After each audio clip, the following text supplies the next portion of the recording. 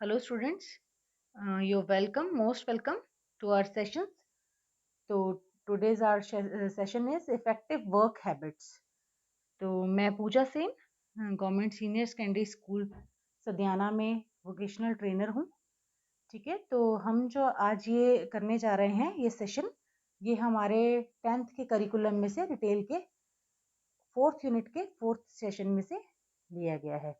तो इस सेशन का नाम है इफेक्टिव वर्क हैबिट्स। तो सबसे पहले हम बात करेंगे इफेक्टिव वर्क हैबिट्स की कि क्या होती हैं इफेक्टिव वर्क हैबिट्स।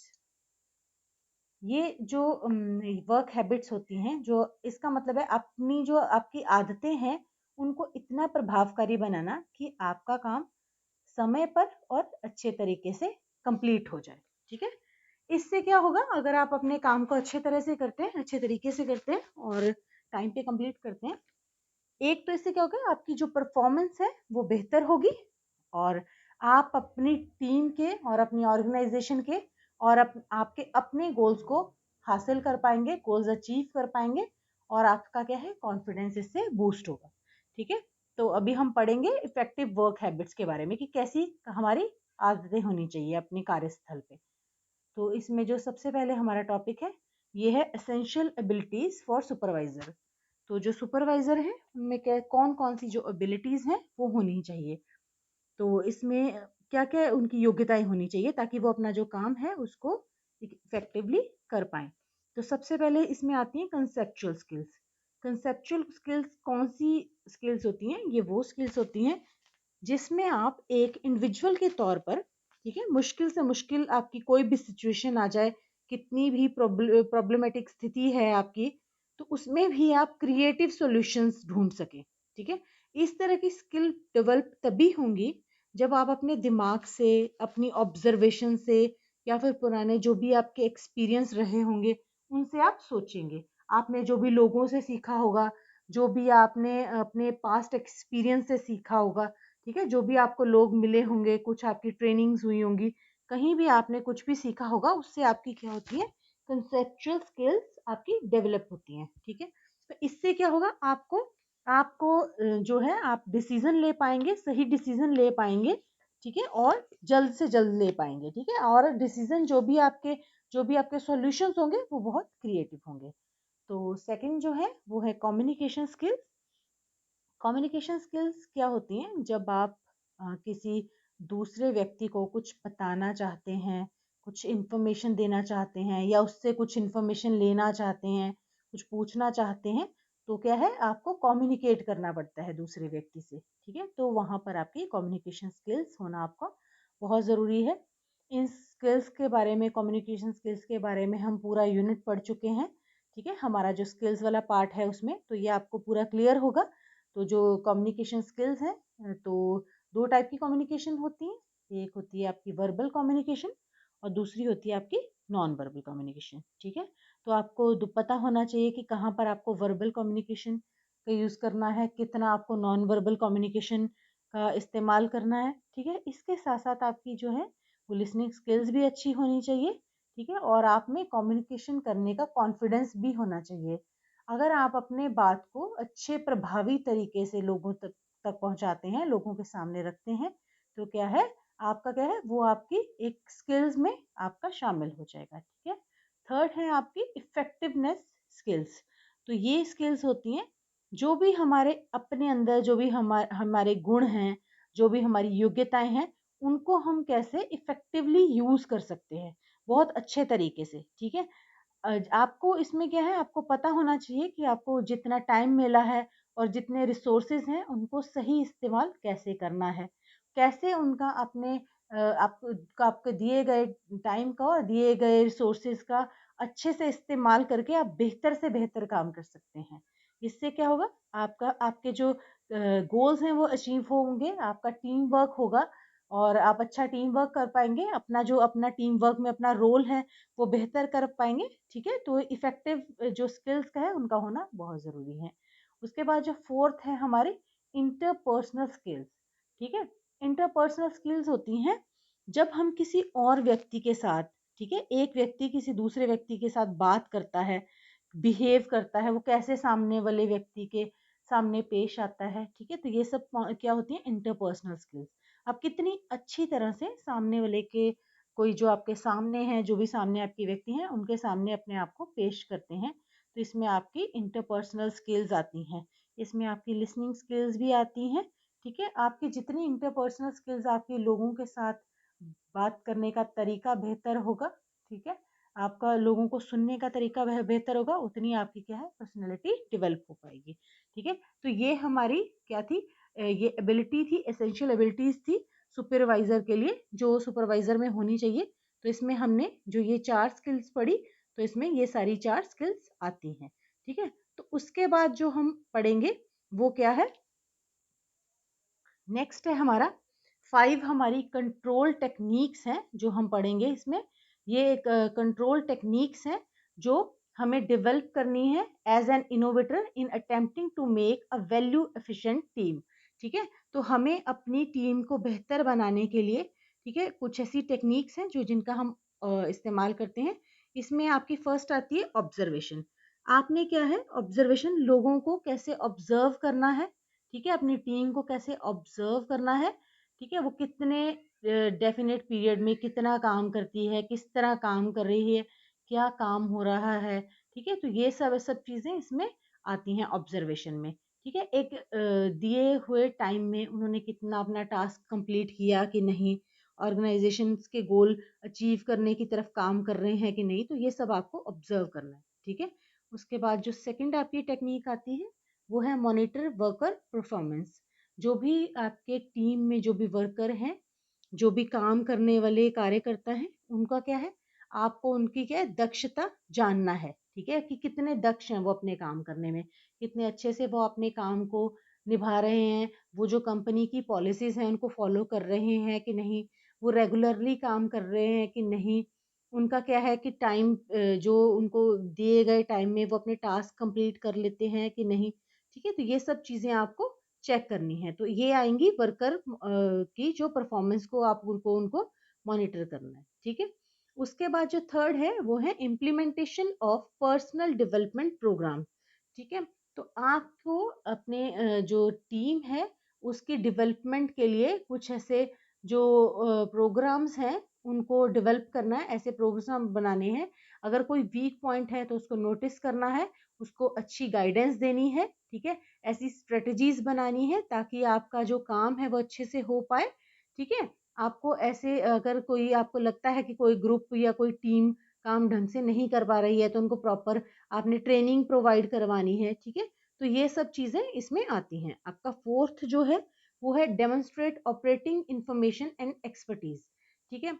अच्छी मैनेजमेंट कैसे होगी, जब आपकी आप हर जो छोटा सा छोटा पॉइंट है उस पे आप ढंग से काम करेंगे, उससे क्या है, उस पे आप पूरी ध्यान देंगे, ठीक है, उस पे पूरी उसकी पूरी जानकारी रखेंगे। जितना आप अच्छे से छोटी से छोटी चीज पे ध्यान देंगे उससे क्या होगा, बेहतर काम हो पाएगा, ठीक है।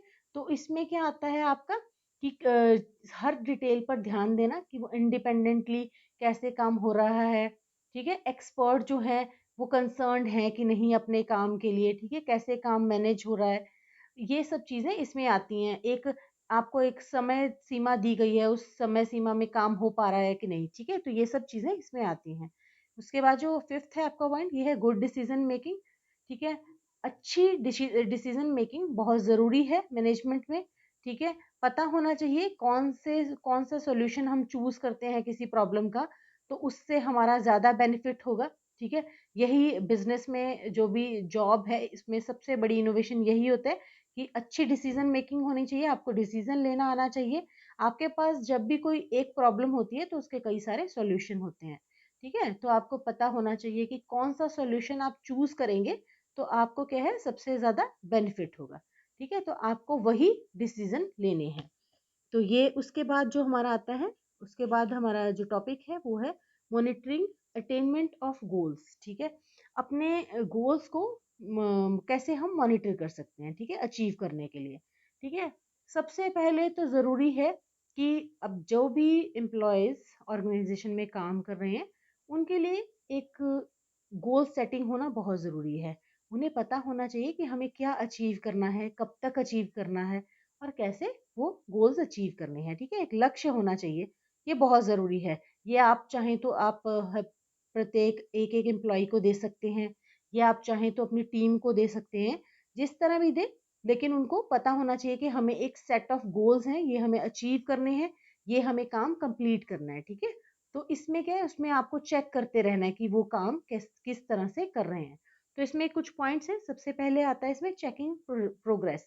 ठीक है, तो ये ड्यूटी है कि आपकी, कि काम किस तरह से हो रहा है, सुपरवाइज करना, उसको चेक करना। ठीक है, कि टाइम कैसे, आप इसको, आपकी मर्जी है, आप उसको डेली, वीकली, मंथली, जैसे भी आपने, या क्वार्टरली भी ले सकते हैं, जैसे आपने टारगेट दिए हैं, जैसे आपने गोल्स दिए हैं उनको। अब गोल्स एक दिन का भी हो सकता है और 3 महीने का भी हो सकता है। ठीक है, जिस तरह से आपने उनको गोल्स दिए हैं, जितने टाइम में अचीव करने के लिए गोल्स दिए हैं, आपको चेक करना है कि वो अपनी परफॉर्मेंस कर पा रहे हैं या नहीं। इसके लिए आपको उनसे फीडबैक लेनी है, ताकि क्या है, अगर कोई उनको प्रॉब्लम आ रही है तो वो बेटर, आप उनको सॉल्यूशन दे सकें उसके, और वो अपने जो है गोल्स को अचीव कर सकें। ठीक है, तो आपको उनकी प्रोग्रेस है जो बीच बीच में चेक करते रहना है। उसके बाद है आस्किंग फीडबैक। अपने एम्प्लॉयज से फीडबैक लेना बहुत ज़रूरी होता है। ठीक है, क्योंकि फीडबैक, आपको पता चलेगा इससे कि जब आप फीडबैक लेंगे सामने वाले से, तो आपको पता चलेगा कि क्या हो रहा है और क्या होना चाहिए। ठीक है, सामने वाला क्या चाहता है, तो सामने वाले से फीडबैक लेना बहुत ज़रूरी होता है। उसके बाद है थर्ड है रिस्पॉन्डिंग पॉजिटिवली। तो कैसे पॉजिटिव आप, पॉजिटिवली कैसे आप रिस्पॉन्ड कर सकते हैं, किसी को सकारात्मक कैसे आप उत्तर दे सकते हैं। क्या करना है आपको, जो है मोटिवेट करना है अपने जो एम्प्लॉयज हैं, अपने कोवर्कर्स हैं, उनको कैसे, अगर उन्होंने अपने गोल्स अचीव कर लिए हैं तो उनको और ज़्यादा गोल्स अचीव करने के लिए मोटिवेट करें। अगर उन्होंने गोल्स, वो किसी कारण से अपने टारगेट को, गोल्स को अचीव नहीं कर पाए हैं, तो भी आपने उनको बहुत पॉजिटिवली, सकारात्मक तरीके से आप उन्हें, उनको मोटिवेट करना है, ताकि वो नेक्स्ट टाइम से अपना काम पूरा करें, अपना टारगेट पूरा कर सकें। उसके बाद है आपके एडजस्टिंग प्लान्स। ठीक है, आपने हमेशा, जो सुपरवाइजर है उसने एक प्लान बनाया होता है। ठीक है, अपने टीम मेंबर्स को एक प्लान बना के दिया होता है। कई बार वो क्या होता है कि वो प्लान कंप्लीट नहीं हो पाता। ठीक है, तो इस, जो वो टाइम है जब वो प्लान कंप्लीट नहीं हो पाता, तो जो सुपरवाइजर है उसको सपोर्टिव होना चाहिए। ठीक है, उसको अपने टीम मेंबर्स को, ये नहीं कि उनको, काम करने के लिए डीमोटिवेट करे, उनको इनकरेज करना चाहिए उस टाइम पे। इनकरेज कैसे करेगा, प्लान को एडजस्ट करके। ठीक है, जैसे मान लिया कि हमने टारगेट दिया है कि इतना गोल हमने अचीव करना है, वो नहीं हो पाया, तो आप क्या कर सकते हैं, उस टारगेट को थोड़ा कम कर दें। इससे क्या होगा, आपने प्लान एडजस्ट कर दिया, इससे जो आपकी टीम है वो भी मोटिवेट रहेगी, और क्या है, आपका काम भी कंप्लीट हो जाएगा। ठीक है, तो आपको टाइम के साथ अगर कुछ प्रॉब्लम है, तो आपको अपने प्लान्स को एडजस्ट करना भी आना चाहिए। ठीक है, ये जो थी, ये इसके बाद जो नेक्स्ट है हमारा टॉपिक, ये है risk in learning on the job of trainee associates. ठीक है, जब ट्रेनी एसोसिएट्स जो होते हैं, जब वो ऑन द जॉब ट्रेनिंग होते हैं, ठीक है, तो उसमें क्या है, कुछ रिस्क भी होते हैं। ठीक है, तो सबसे पहले हम देखेंगे सिक्योरिटी रिस्क कौन से होते हैं। ठीक है, सिक्योरिटी रिस्क होते हैं जैसे किसी एम्प्लॉय की सिक्योरिटी को लेके। ठीक है, तो इसमें जो फर्स्ट पॉइंट है वो है take prompt and suitable action to reduce.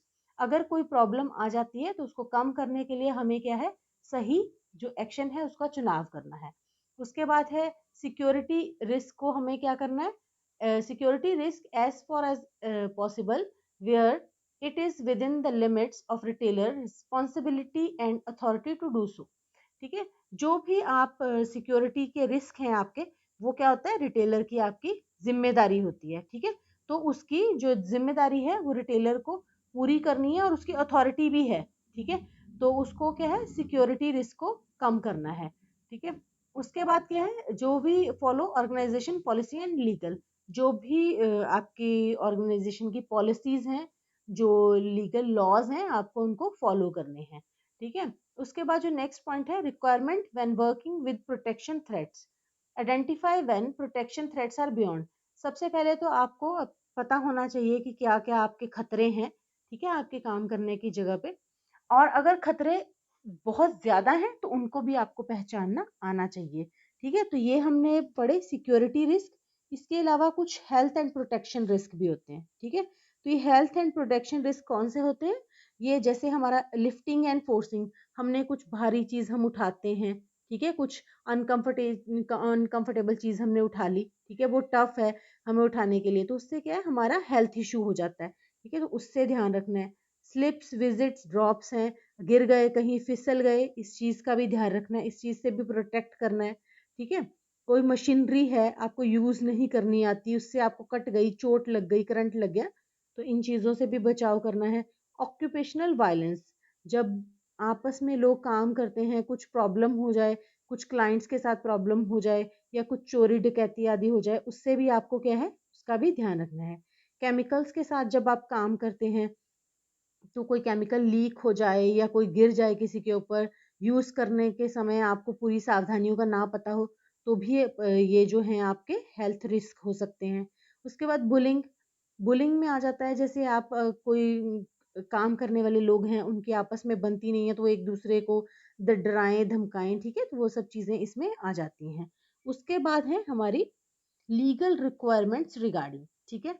जब भी रिटेल स्टोर में काम करते हैं, ठीक है, तो रिटेल स्टोर और उसके क्लाइंट के बीच में कुछ ऐसे लॉज और कुछ ऐसे रूल्स होते हैं जो गवर्नमेंट द्वारा बनाए जाते हैं, ताकि क्या हो, कंज्यूमर को क्या है, जो वो ऐसे बेनिफिट मिले उसका, ताकि जो कंज्यूमर्स हैं वो क्या है, वो कुछ ऐसे लॉज इसलिए बनाए जाते हैं ताकि कंज्यूमर जो है वो सिक्योर रहे, ठीक है। तो इसमें सबसे पहले जो हमने रिटेल शॉप और क्लाइंट लॉ के बारे में लिखा है, तो ये क्या होता है, रिटेल कंज्यूमर की सेफ्टी के लिए गवर्नमेंट ने कुछ ऐसे, कंज्यूमर की सिक्योरिटी के लिए कुछ ऐसे लॉ बनाए हैं।